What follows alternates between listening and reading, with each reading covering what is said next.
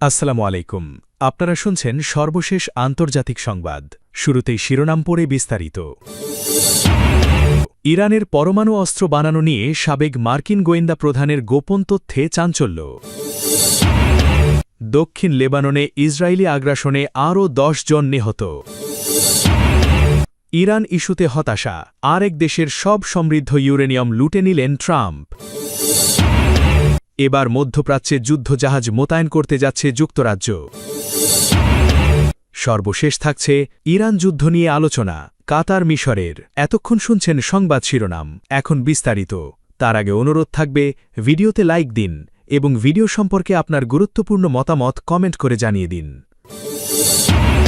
ইরানের পরমাণু অস্ত্র বানানো নিয়ে সাবেক মার্কিন গোয়েন্দা প্রধানের গোপন তথ্যে চাঞ্চল্য।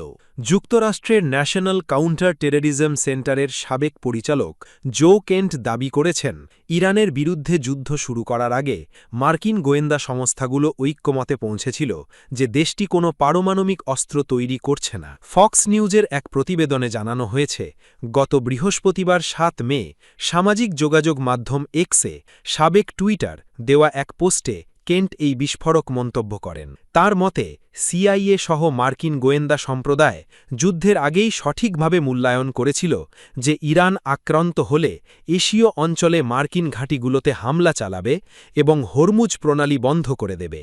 জো কেন্টের অভিযোগ, মার্কিন গোয়েন্দা সংস্থাগুলির সঠিক ও পেশাদার মূল্যায়ন সত্ত্বেও একটি বিদেশি রাষ্ট্র তথা ইসরায়েলের তৈরি করা বয়ান ও এজেন্ডা এই তর্কে জয়ী হয়েছে, যা শেষ পর্যন্ত যুক্তরাষ্ট্রকে যুদ্ধের দিকে ঠেলে দিয়েছে।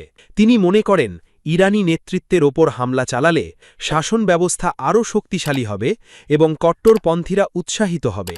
গোয়েন্দাদের এমন পূর্বাভাস সত্য হওয়া সত্ত্বেও ইসরায়েলি প্রভাবেই যুদ্ধ শুরু হয়েছে। গত মার্চ মাসে নৈতিক কারণে পদত্যাগ করা কেন্ট তার পদত্যাগপত্রেও উল্লেখ করেছিলেন যে ইরান আমেরিকার জন্য কোনো আসন্ন হুমকি ছিল না এবং কেবল ইসরায়েল ও তাদের শক্তিশালী লবির চাপেই এই যুদ্ধ শুরু হয়েছে। তবে জো কেন্টের এসব দাবিকে ডাহা মিথ্যে বলে উড়িয়ে দিয়েছে হোয়াইট হাউস। হোয়াইট হাউসের মুখপাত্র ডেভিস ইঙ্গল ফক্স নিউজ ডিজিটালকে দেওয়া এক বিবৃতিতে বলেছেন, কেন্টের দাবিগুলো ভিত্তিহীন এবং অবমাননাজনক। তিনি উল্লেখ করেন, ইরান বিশ্বের বৃহত্তম সন্ত্রাসবাদী পৃষ্ঠপোষক রাষ্ট্র এবং তাদের পক্ষ থেকে আমেরিকানদের ওপর হামলার আসন্ন হুমকি ছিল বলেই president Donald Trump operation epic Fury শুরু করার চূড়ান্ত সিদ্ধান্ত নিয়েছিলেন। ইঙ্গাল আরও জোর দিয়ে বলেন, ট্রাম্প শক্তিশালী প্রমাণের ভিত্তিতেই এই পদক্ষেপ নিয়েছেন এবং আমেরিকানদের নিরাপত্তা নিশ্চিত করাই ছিল তার প্রধান লক্ষ্য। এদিকে প্রেসিডেন্ট ট্রাম্পও নিজেও গত এপ্রিলে এক সোশ্যাল মিডিয়া পোস্টে স্পষ্ট করেছেন যে ইসরায়েল তাকে ইরানের সাথে যুদ্ধে নামতে প্ররোচিত করেনি। তিনি জানান, ২০২৩ সালের ৭ অক্টোবরের ঘটনার ভয়াবহতা এবং ইরানের পারমাণবিক অস্ত্র অর্জনের আশঙ্কাই তাকে এই সিদ্ধান্ত নিতে বাধ্য করেছে। ট্রাম্পের দাবি, ইরান যাতে কখনোই পারমাণবিক অস্ত্র হাতে না পায় তা নিশ্চিত করা তার আজীবনের রাজনৈতিক অবস্থান। বর্তমানে উভয় পক্ষের এই পরস্পর বিরোধী বক্তব্যের ফলে ইরানের যুদ্ধের যৌক্তিকতা নিয়ে ওয়াশিংটনের রাজনৈতিক মহলে নতুন করে বিতর্কের সৃষ্টি হয়েছে। সূত্র, ফক্স নিউজ। দক্ষিণ লেবাননে ইসরায়েলি আগ্রাসনে আরও ১০ জন নিহত। দক্ষিণ লেবাননে নতুন করে ইসরায়েলি হামলায় অন্তত ১০ জন নিহত হয়েছেন। যুদ্ধবিরতি লঙ্ঘনের অভিযোগের মধ্যেই ইসরায়েল বিমান হামলা, গোলাবর্ষণ ও ড্রোন অভিযান আরও জোরদার করেছে। সীমান্তবর্তী এলাকাগুলোতে ধ্বংসযজ্ঞ বেড়েছে। লেবাননের স্বাস্থ্য মন্ত্রণালয় জানিয়েছে, শুক্রবার ৮ মে দক্ষিণ লেবাননের সাইদা, নাবাতিয়ে, টায়ার ও বেকা উপত্যকার বিভিন্ন এলাকায় বেসামরিক হতাহতের ঘটনা ঘটেছে, যার মধ্যে শিশুও রয়েছে। সাইদার আনকুন এলাকায় ইসরায়েলি হামলায় ২ জন নিহত ও ১ জন আহত হয়েছেন। অন্যদিকে জারারিয়ে এলাকায় ২ শিশুসহ ৩ জন নিহত হয়েছেন। নাবাতিয়ে জেলার মেফদুন এলাকায় ১ জন নিহত হয়েছেন এবং ১ জন নারীসহ আরও ৪ জন আহত হয়েছেন। হামলার আগে শহরের বাসিন্দাদের এলাকা ছাড়ার নির্দেশ দেয় ইসরায়েলি বাহিনী। জোরপূর্বক বাস্তুচ্যুতির এই নির্দেশনার পরই অনেক পরিবার এলাকা ছাড়তে শুরু করলেও নিরাপদ আশ্রয়ে পৌঁছতে পারেননি অনেকে।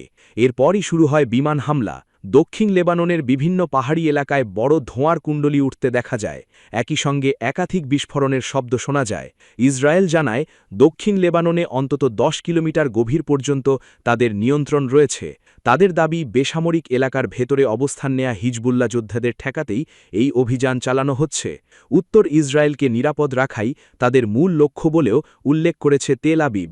অন্যদিকে দক্ষিণ লেবাননে ইসরায়েলি বাহিনীর ওপর ক্ষেপণাস্ত্র হামলার দাবি করেছে হিজবুল্লাহ।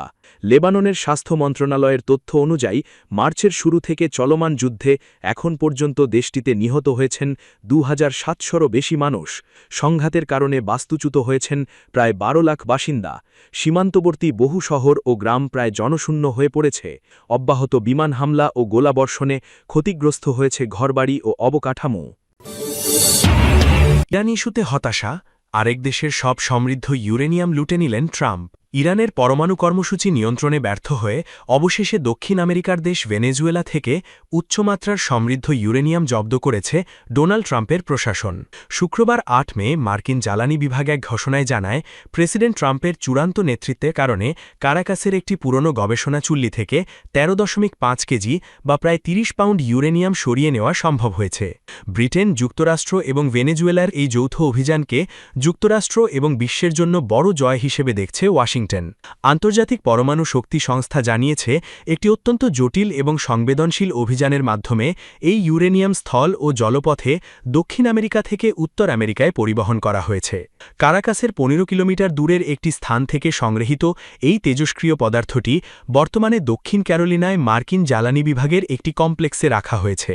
মার্কিন ন্যাশনাল নিউক্লিয়ার সিকিউরিটি অ্যাডমিনিস্ট্রেশনের প্রশাসক ব্র্যান্ডন উইলিয়ামস এই পদক্ষেপকে একটি পুনরুদ্ধারিত এবং নবায়িত ভেনেজুয়েলার সংকেত হিসেবে অভিহিত করেছেন। উল্লেখ্য, গত 3 জানুয়ারি ভেনেজুয়েলার প্রেসিডেন্ট নিকোলাস মাদুরোকে আটকের বিতর্কিত নির্দেশের পর কারাকাসের সাথে দীর্ঘদিনের শত্রুতা কাটিয়ে সম্পর্ক পুনরুদ্ধারের চেষ্টা করছে হোয়াইট হাউস।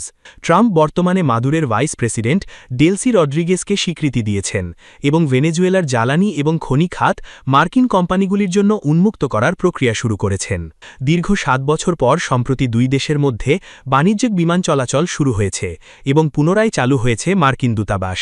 তবে ভেনেজুয়েলার সাথে এই মাখামাখি নিয়ে মিশ্র প্রতিক্রিয়া তৈরি হয়েছে। একদিকে ব্যবসায়ীরা বিপুল তেলের মজুদ থাকা এই দেশটির সাথে নতুন বাণিজ্যিক যুগের সম্ভাবনা দেখছেন, অন্যদিকে গণতন্ত্রকামী কর্মীরা ট্রাম্পের এই সিদ্ধান্তে ক্ষোভ প্রকাশ করেছেন। তাদের মতে, নির্বাসিত বিরোধী নেত্রী এবং নোবেলজয়ী মারিয়া কোরিনা মাচাদোকে পাশ কাটিয়ে রদ্রিগেজের সাথে সমঝোতা করা হতাশাজনক। এছাড়া গত ফেব্রুয়ারিতে ইরানের সাথে যুদ্ধ শুরুর পর থেকে তেহরানের হাতে থাকা 408 কেজি উচ্চমাত্রার সমৃদ্ধ ইউরেনিয়াম জব্দ করার লক্ষ্য থাকলেও এখনও পর্যন্ত সেই চেষ্টায় ট্রাম্প সফল হতে পারেননি। তার তুলনায় ভেনেজুয়েলার এই অর্জন নিহাতি নগণ্য বলে মনে করছেন অনেক বিশ্লেষক। সূত্র দ্য গার্ডিয়ান। এবার মধ্যপ্রাচ্যে যুদ্ধজাহাজ মোতায়েন করতে যাচ্ছে যুক্তরাজ্য। যুদ্ধজাহাজ HMS ড্র্যাগনকে মধ্যপ্রাচ্যে মোতায়েন করতে যাচ্ছে যুক্তরাজ্য। শনিবার ব্রিটেন জানিয়েছে, পরিস্থিতি অনুকূল হলে হরমুজ প্রণালীতে নৌ চলাচল সুরক্ষার জন্য একটি সম্ভাব্য বহুজাতিক প্রচেষ্টার প্রস্তুতি হিসেবে তারা এই যুদ্ধজাহাজ মোতায়েন করবে।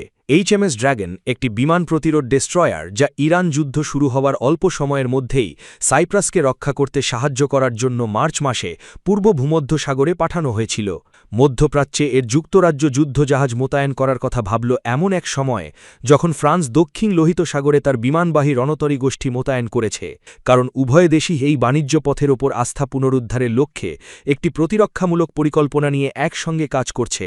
এদিকে ব্রিটেনের প্রতিরক্ষা মন্ত্রকের একজন মুখপাত্র বলেছেন, HMS ড্র্যাগনের পূর্ব প্রস্তুতি একটি বিচক্ষণ পরিকল্পনার অংশ, যা নিশ্চিত করবে যে যুক্তরাজ্য এবং ফ্রান্সের যৌথ নেতৃত্বে গঠিত একটি বহুজাতিক জোটের অংশ হিসেবে পরিস্থিতি অনুকূলে এলে প্রণালীটি সুরক্ষিত করার জন্য যুক্তরাজ্য প্রস্তুত থাকবে। যুক্তরাষ্ট্র এবং ইরান যখন তাদের 10 সপ্তাহব্যাপী যুদ্ধ থেকে বেরিয়ে আসার একটি পথের দিকে এগোচ্ছে, তখন ফ্রান্স ও ব্রিটেন পরিস্থিতি স্থিতিশীল হওয়ার পর প্রণালীটির মধ্য দিয়ে নিরাপদ যাতায়াতের ভিত্তি স্থাপনের জন্য একটি প্রস্তাব নিয়ে কাজ করছে।